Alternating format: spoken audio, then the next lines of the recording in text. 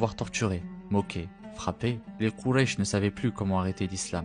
Alors ils se réunirent et jurèrent d'isoler totalement Mohammed et sa famille. Un pacte fut écrit, un pacte cruel, accroché dans la Kaaba au vu de tous. Le pacte disait aucun mariage avec les Banu Hashim, aucun commerce, aucun soutien, plus aucun lien jusqu'à ce qu'ils livrent Mohammed alayhi salatu wassalam. Les Banu Hashim, c'était la propre tribu du prophète, ses oncles, ses cousins, ses proches. Qu'ils soient musulmans ou non, tous furent contraints de se replier avec lui, dans un endroit reculé, coupé du reste de la ville, que l'on surnomme le Shi'ib Abu Talib. Et là, l'épreuve commença.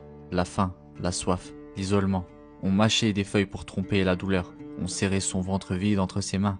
Et dans la nuit, les pleurs des enfants affamés résonnaient jusqu'à la Mecque. Parfois, quelques hommes compatissants, comme Hisham ibn Amr, osaient braver Quraysh et glisser un sac de blé en secret. Mais cela ne suffisait pas. 3 ans passèrent, 3 ans de misère, 3 ans de patience. Et pourtant, la foi ne plia pas.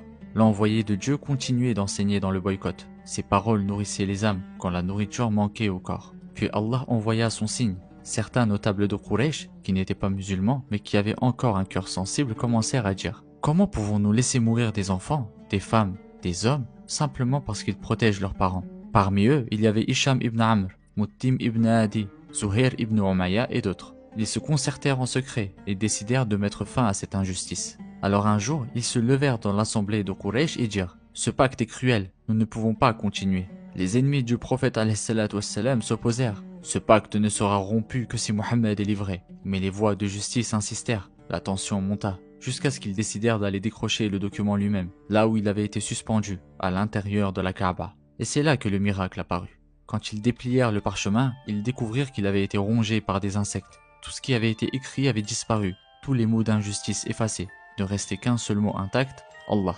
Alors même ceux qui détestaient le prophète ne purent nier ce signe. Le pacte fut brisé, et les Banu Hashim purent sortir de l'endroit reculé.